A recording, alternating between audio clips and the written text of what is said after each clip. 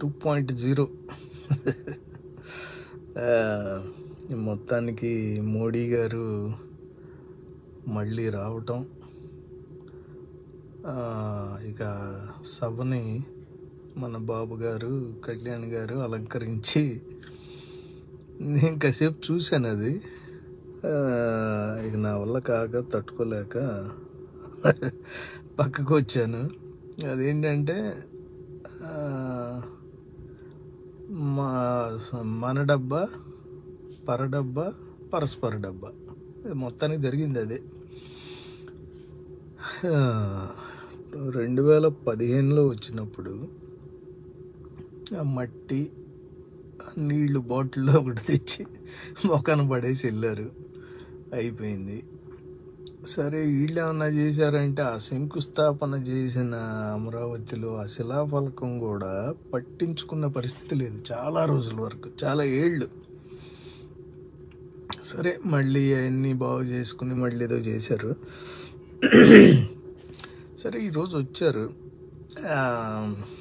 దానికి ఖర్చు మొత్తం ఈరోజు జరిగిన ఖర్చు 700 కోట్లు ఖర్చు, అక్షరాల 700 కోట్లు.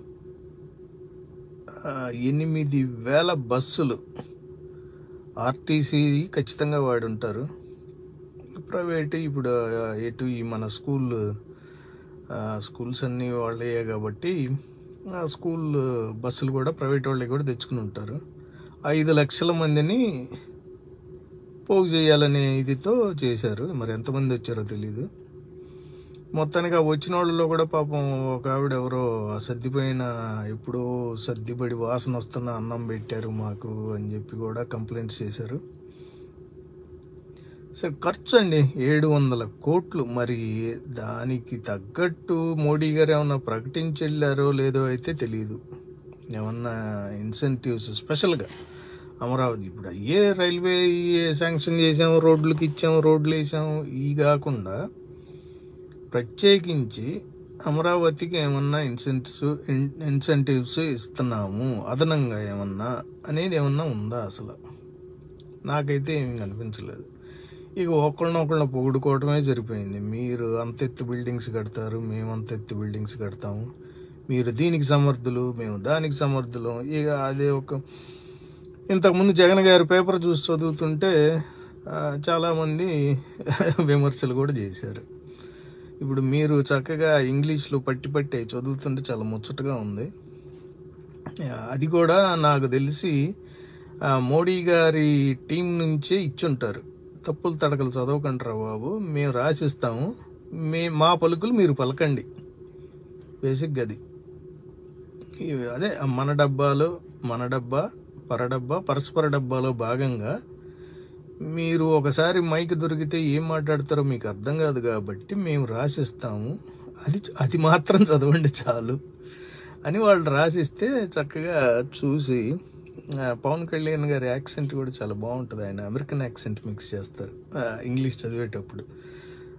అంత పరిజ్ఞానం మరి ఆయనకి ఎలాగ అర్థం కాదు, కానీ ఆ యాక్సెంట్ మాత్రం బ్రహ్మాండంగా, అసలు అమెరికన్ యాక్సెంట్ ఆటోమేటిక్గా వచ్చేస్తుంది ఆయనకి. దీనివలన ఉపయోగం ఏమన్నా ఉందా లేదా అయితే దేవుడికే తెలియాలి. నాకు తెలిసి ఒకటే ఒక ఉపయోగం ఉంటుంది.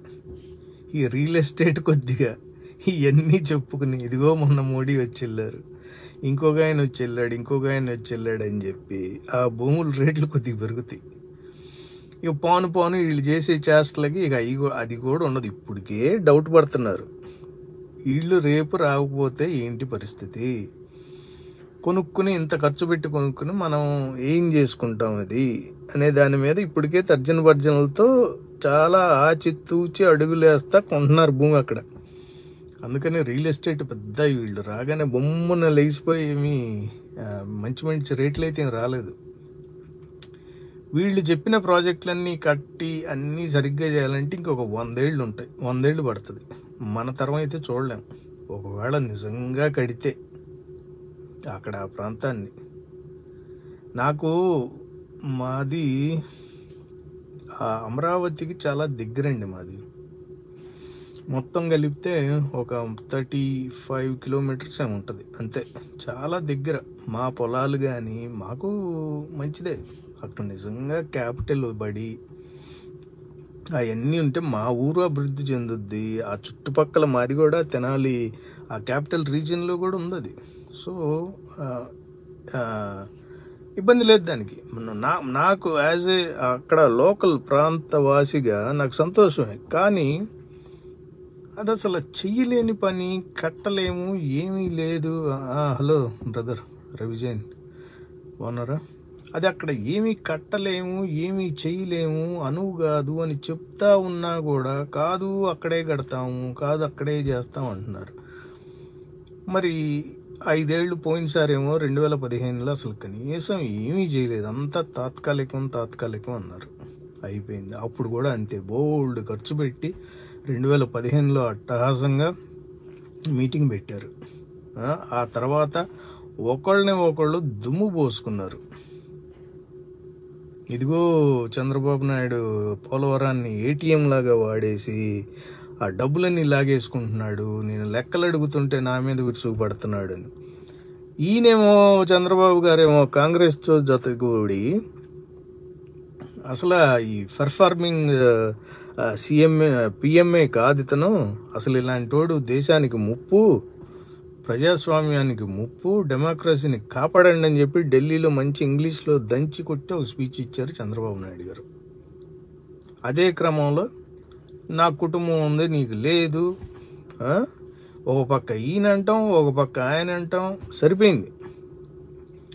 మళ్ళీ కూటమని చెప్పి వీళ్ళంతా చేరి వచ్చి ఒకళ్ళనొకళ్ళు పొగుడుకుంటుంటే అర్రే అది అసలు ఎలా అర్థం కావట్లే నాకు. ఏంటంటే మొన్నటి దాకేమో ఒకళ్ళ మీద ఒకళ్ళు అసలు చేసుకొని అబాండాలు లేవు, వేయని అబాండాలు లేవు, తిట్టుకొని తిట్టలేవు. ఇప్పుడేమో ఇదే సభలో ఒకళ్ళనొకళ్ళు బ్రహ్మాండంగా మోడీ గారు హిందీలో, వీళ్ళేమో ఇంగ్లీష్లో, తెలుగులో రకరకాలుగా పొగుడుకుంటా నువ్వు చాలా గొప్పడు అంటే నువ్వు చాలా గొప్పడు. అవన్నీ ఏమైపోయినాయి మరి? ఏటీఎం లాగా వాడుకుంటున్నావు ప్రతి దాంట్లో. అవినీతే, అసలు పుస్తకంలో లేని దాన్ని కూడా నువ్వు చూపించి అవినీతి చేసావని చెప్పి మోడీ గారు చాలాసార్లు మీటింగ్లో అన్నారు. అవన్నీ ఏమైపోయినాయి? నాకు ఒక్కటే, నేను ఈరోజు మీటింగ్ ఇదే ఒకళ్ళనొకళ్ళు పొగుడుకున్నారు, అయిపోయింది. నాకు ఒకటి ప్రశ్న, ముగ్గురు కలిసి కూటమి అని చెప్పి ఏర్పడి మేము రాజధాని, అసలు అతిపెద్ద రాజధాని, అసలు ప్రపంచంలో లేని కట్టడాలు, అసలు అతిపెద్ద ప్రతి దాంట్లో అతిపెద్ద ఇది కట్టేస్తాం అంటున్నారు. అసలు రేపు మీరు విడిపోయి ఎవరి దారి వాళ్ళకైతే అసలు ఏం చేయగలరు ఈ అమరావతిని? రేపు వచ్చే ఎలక్షన్ల టయానికి మీరు ఎవరి దారి వాళ్ళు పట్టేసుకుంటే సరే, ఎవరి దారాళ్ళు పట్టేసుకుని వెళ్ళిపోయారు అనుకోండి, ఎవరు దీన్ని బాధ్యత తీసుకుని ముందుకు నడిపేవాళ్ళు? అంటే అది కూటమిగా ఏర్పడినప్పుడు చేసుకున్నాం కాబట్టి ఇది మళ్ళీ క్యాన్సిల్ చేసుకుంటున్నాం అంటారా? లేదు, సరే ఎన్నికల నాటికి కూడా మీరు కలిసే ఉన్నారు అనుకుందాం, కూటమితోనే ఉన్నారు, మీరు కూటమిలానే ఉన్నారు, అలయన్స్లో ఓడిపోయారు అనుకుందాం, అప్పుడేం చేస్తారు?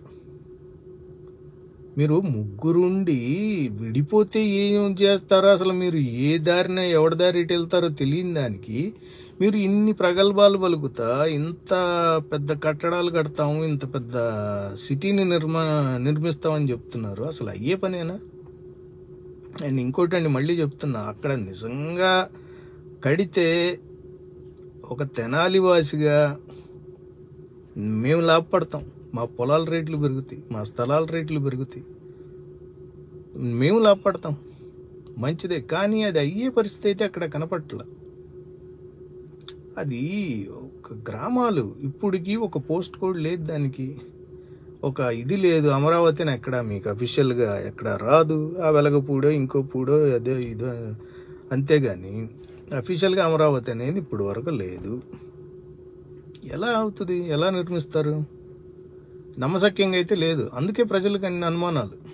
ఇది అయ్యే పని కాదు. ఎందుకంటే ఇంకోటి, 29 గ్రామాలే. ఇప్పుడు మీరు వాళ్ళని కూడా ఎల్లగొట్టి లాక్కుని ఏదో చేస్తే you are making it like a ghost town. ఇంకా అది ghost villages and ghost town అయిపోద్ది. నో మ్యాటర్ వాట్, మీరు ఎన్నన్నా కట్టండి, ఎన్ని బిల్డింగ్లన్నా కట్టండి, ఎంత ఎత్తు అయినా కట్టండి, అక్కడ రోడ్డు సరిలేదు మనిషి వెళ్ళటానికి. వర్షం పడితే మీరు కారు నడుపుకుని వెళ్ళటానికి లేదు ఆ ఏరియాలో. అలాంటి చోట మీరు ఎన్ని కట్టినా ఉపయోగం ఏమి ఉండదు. మీరు ఎన్నన్నా కట్టండి, it will remain as a ghost town. ప్రజాధనం వృధా చేయటం అంతే.